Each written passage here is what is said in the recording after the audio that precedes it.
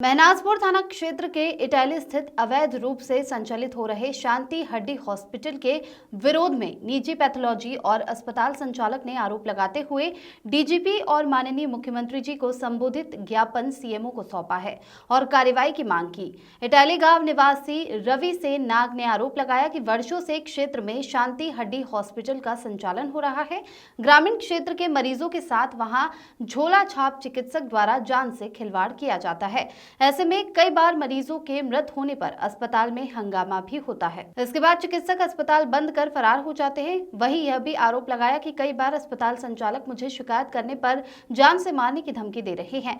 पूर्व में क्षेत्र के लोगों ने शिकायत की तो 20 अप्रैल वर्ष 2024 को तत्कालीन सीएमओ डॉक्टर इंद्र नारायण तिवारी के निर्देश पर सीएमओ डॉक्टर अरविंद चौधरी ने अस्पताल की जांच की तो पता चला कि अस्पताल में शांति फार्मेसी का पंजीकरण वर्ष 2028 तक है। अस्पताल में कोई मरीज भर्ती नहीं पाया गया और न ही ऑपरेशन करने के उपकरण बरामद है। इसके साथ ही अपनी रिपोर्ट में भी सीएमओ को प्रेषित कर दी है। उसके बाद स्थानीय लोगों ने मामले को लेकर शासन में शिकायत की तो शासन स्तर से जांच के लिए लालगंज क्षेत्राधिकारी हितेंद्र कृष्ण को मिली थी। क्षेत्राधिकारी जब जांच करने पहुंचे तो शांति हड्डी हॉस्पिटल के संचालक व प्रबंधक राकेश ने बताया कि अस्पताल के मालिक सुजीत कुमार खुद ही चिकित्सक नहीं है।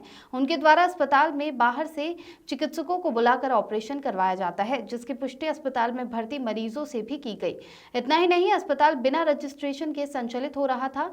रिपोर्ट के आधार पर फिर सीएमओ ने अस्पताल को सील करवाया। मामला ये है कि अगर क्षेत्राधिकारी ने सही रिपोर्ट सीएमओ को दी तो सीएमओ ने तत्कालीन सीएमओ को गलत रिपोर्ट क्यों प्रेषित कर लोगों के आरोप को गलत साबित किया। सीएमओ डॉक्टर अशोक कुमार ने बताया कि सीएमओ डॉक्टर अरविंद चौधरी के खिलाफ जांच कर कार्रवाई की जाएगी और सीज किए हुए हॉस्पिटल के खिलाफ एफआईआर भी दर्ज की जाएगी। मेरा नाम रवि सेन नाग है। मैं इटैली महनाजपुर जिला आजमगढ़ का रहने वाला हूँ। हमने हमारे बगल में एक शांति हड्डी हॉस्पिटल नाम से एक फर्जी हॉस्पिटल जो हाई स्कूल पास है, हड्डी का ऑपरेशन, मानवों की तस्करी, सारी चीज़ें करता था, जिसकी रिपोर्ट हमने माननीय मुख्यमंत्री जी को किया। पहले हम सीएमओ साहब को किए, डीएम साहब को किए, लेकिन कोई सुनवाई नहीं हुई। मजबूरन हमें माननीय मुख्यमंत्री जी के यहाँ रजिस्टर्ड करना पड़ा। वहाँ से जब आदेश हुआ, वहाँ से आदेश डीजीपी साहब को, डीजीपी साहब ने आईजी साहब को, आईजी डीआईजी ये सिस्टम होते हुए सीओ साहब लालगंज को जांच मिली तो उन्होंने देखा कि फर्जी हॉस्पिटल चल रहा है।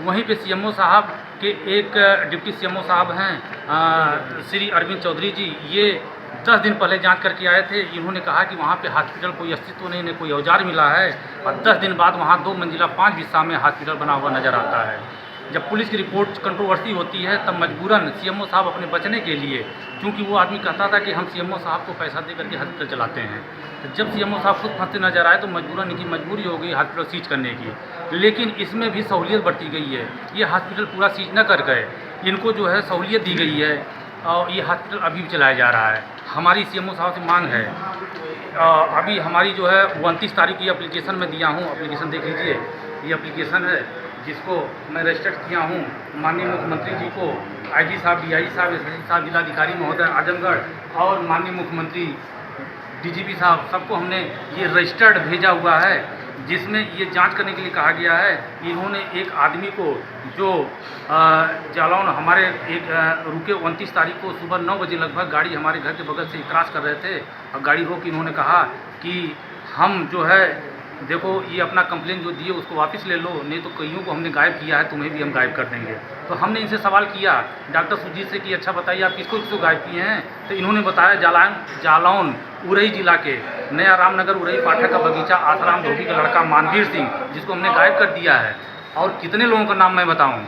इसके बाद मैं डर के जो है तुरंत ये एप्लीकेशन हमने एसएसपी साहब को दिया, डीआई साहब को दिया, डीजीपी साहब को दिया, आईजी साहब को दिया, डीएम साहब को दिया। आज मैं सीएमओ साहब के यहाँ कार्रवाई करने के लिए मांग किया हूँ कि हमारी कभी भी हत्या हो सकती, क्योंकि हमारे आगे पीछे गाड़ी इनकी जो है इनोवा क्रिस्टा गाड़ी है, फॉर्च्यूनर गाड़ी चलने वाला आदमी है, ये गाड़ी नंबर है, ये देख लीजिए। इस गाड़ी से हमारे आगे पीछे ट्रैकिंग की जाती है, रेकी की जाती है और ये गाड़ी हमारे घर के अगल बगल हमेशा इर्द गिर्द नजर आती रहती है। सीएमओ साहब के यहाँ आप आए तो उन्होंने क्या कहा?